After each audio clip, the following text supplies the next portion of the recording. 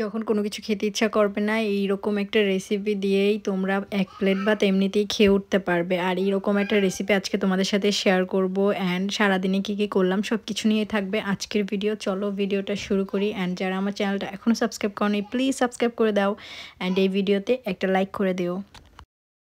আমি বুঝি না যে যেদিন ইমনের বন্ধ থাকে না সেই দিন এত সুন্দর ওয়েদার কেন হয়, আর যেদিন হচ্ছে ওর বন্ধ থাকে সেই দিন বৃষ্টি, ওয়েদার খুব খারাপ থাকে, অসহ্য, বিচ্ছিরি একটা ওয়েদার থাকে। আর আজকে এত সুন্দর সকালবেলা, এখন বাজে মনে হয় ৮টা, আর এখনই এত সুন্দর ওয়েদার, ঠান্ডা ঠান্ডা, তেমন একটা গরম না, তার মধ্যে হচ্ছে গিয়ে রোদ উঠছে, অনেক বেশি সুন্দর লাগে আর কি। আর এই যে এখন উনি হচ্ছেন গাড়িতে উঠবেন, বাট ওর বাপ এখনো আসে নাই। ওর বাপ হচ্ছে একটু পোস্ট অফিস গেছে কাজে, বাট ও ওঠার জন্য পাগল হয়ে গেছে গাড়িতে। সো এখন হচ্ছে কি আমরা যাব, আমার আসলে বাসায় শ্যাম্পু শেষ হয়ে গেছে, তো এই জাস্ট লোকাল একটা শপে যাব। তো ইমন পোস্ট অফিস থেকে আসলে আমরা যাব। আমরা চাইলে পোস্ট অফিস থেকেও কিনতে পারতাম, কিন্তু পোস্ট অফিসে হচ্ছে গিয়ে দাম একটু বেশি থাকে। তারপরে হচ্ছে গিয়ে আমি যেই শ্যাম্পুটা ইউজ করি ওইটা যদি না পাই, তো ওই জন্য আর কি, দূরে না, বেশি ২-৩ মিনিট লাগবে যাইতে শপে। সো কি দরকার শপ থেকে নিয়ে আসো।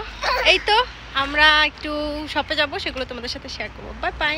তোমরা তো অনেকেই জানো প্রতিদিন সকালে আমি বাবুকে নিয়ে হাঁটতে বের হই, অ্যান্ড আজকেও হাঁটতে বের হয়েছি। তবে আজকে পার্কের দিকে যাই নাই, আজকে পার্কিংয়ের দিকে যাব, আমাদের গাড়িটা যেখানে রাখি সেই পার্কিংয়ের দিকে। কারণ আমার শ্যাম্পু শেষ হয়ে গেছে। আমার বাসার নিচেই দোকান, কিন্তু আমি সেখান থেকে আসলে ওই শ্যাম্পুটা পাচ্ছি না আমি যেটা ইউজ করি।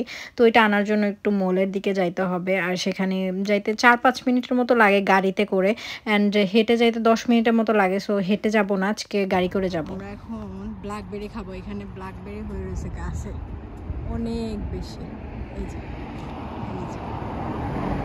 অনেক বেশি ঝুল্লা রয়েছে, এত হইছে।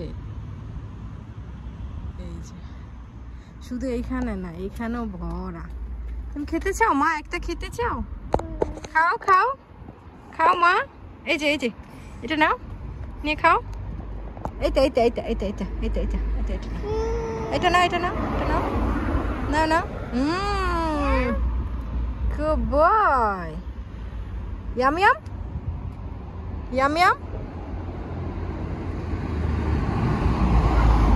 Yum yum. Yum yum.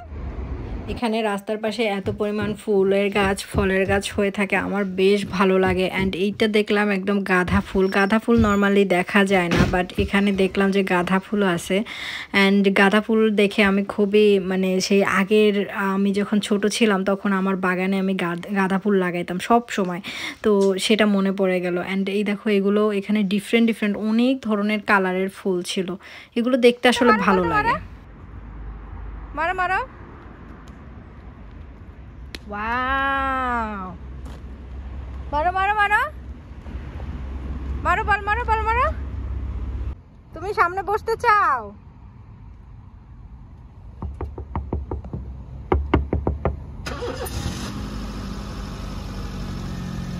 Hello, এই নামো, দেখি করে কি। হ্যাঁ, এই নামো নামো নামো, এখান থেকে নামো। সামনে বসা খুব, বাবুপুর আমার মতো হয়েছে, গাড়ির সামনে বসা ওর খুবই পছন্দ। ও গাড়িতে উঠেই প্রথমে সামনে গিয়ে বসে থাকবে, সেখান থেকে আর আসতে চায় না। তো এই যে আমরা চলে আসছি আমাদের এখানে শপিং মলে, খুবই রাশের মধ্যে ছিলাম, তাড়াতাড়ি গিয়ে তাড়াতাড়ি চলে আসছি। শুধু শ্যাম্পু নিছি, আর কিছু দেখতেও পারি নাই, ঘুরতেও পারি না, দাঁড়াইতে দেয় না, এমন তাড়াতাড়ি করে চলে আসতে হয়েছে। কারণ যেহেতু তখন ৮টা বাজে, অ্যান্ড ওই টাইমে হচ্ছে স্কুল টাইম, অ্যান্ড আমার বাসার 2 সাইডে 2টা স্কুল। সো আমাদের পার্কিং একদম ফুল হয়ে থাকে, তো তখন আর কি এমন গাড়ি রাখতে পারবে না, ওই জন্য তাড়াহুড়া করে আমরা চলে আসছি। আমি সুযোগ পেলেই হচ্ছে বাবুকে নিয়ে বের হয়ে যাই শপিংয়ে, ঘোরাঘুরি করে। আমার কাছে শপিং ঘোরাঘুরি করা অনেক বেশি ভালো লাগে। আগে যদিও সব কিছুতে এমন একটু রেস্ট্রিকশন দিত, বাংলাদেশ যখন থাকতাম এখানে যেতে পারবা না, এটা করতে পারবা না, ওইটা, বাট এখন আসলে ওরকম রেস্ট্রিকশন কিছু নাই, নিজের ইচ্ছা মতো সব কিছু করা যায়। আসলে রেস্ট্রিকশন দেওয়ার কারণও আছে অনেক, বাংলাদেশ তো সেফ না। যেমন আমি যদি বাসা থেকে বের হই, আমি জানি না আমি বাসায় ঠিকভাবে ফিরে আসবো কিনা, বাট এখানে তো ওইরকম কোনো নাই। আমি যদি রাত 2টা-3টার সময় আসি তাও আমি সেফভাবে বাসায় আসবো। তো বাসায় যাব তার আগে আমি একটু ব্ল্যাকবেরি ছিঁড়ে নিলাম, বাবু অনেক পছন্দ করছে, ভাবলাম বাসায়ও কিছু নিয়ে যাই। আজকে আমি রান্না করব এই গিলাগুলা, এগুলো হচ্ছে মুরগির গিলা। এটা এত মজা হয়, চলো তোমাদের সাথে আমি রেসিপিটা শেয়ার করি। তো চলো এখন আমি হচ্ছে ফার্স্টে এগুলোকে কেটে নেই। এটা হচ্ছে গিয়ে তোমার গিলা, আর মুরগির গিলা এইভাবে রান্না করে খেতে আমার অনেক মজা লাগে। সো আজকে তোমাদের সাথে আমি রেসিপিটাও শেয়ার করব। প্রথমে আমি এগুলোকে ছোট ছোট করে কেটে নিচ্ছি। সেই যে আমি কেটে ধুয়ে নিলাম, এখন রান্না করব। একদম সিম্পলভাবে জাস্ট তেল দিবা, এরপরে পেঁয়াজ দিবা। পেঁয়াজটা যখন একটু ভাজা ভাজা হবে তখন গরম মশলাগুলো দিয়ে দিবা, যেমন এলাচ, দারচিনি, লবঙ্গ, তারপর তেজপাতা। আমার কাছে এলাচ ছিল না তাই আমি এলাচ দিতে পাই না। এরপর হলুদের গুঁড়া, মরিচের গুঁড়া, ধনিয়ার গুঁড়া, জিরার গুঁড়া, বাট আমি হচ্ছে ধনিয়া খাই না তাই শুধু জিরার গুঁড়াই দিয়েছি। এরপর পানি দিয়ে মশলাটাকে ভালোভাবে কষাবা। হ্যাঁ, এখানে একটা কথা আছে, মশলাটা যত ভালো কষবে এটা কিন্তু খেতে ততই মজা হবে। তো তারপরে গিলার মতো ছোট ছোট করে আমি আলু কেটে নিলাম। এখন আলু আর গিলাটা সুন্দরভাবে কষাবো।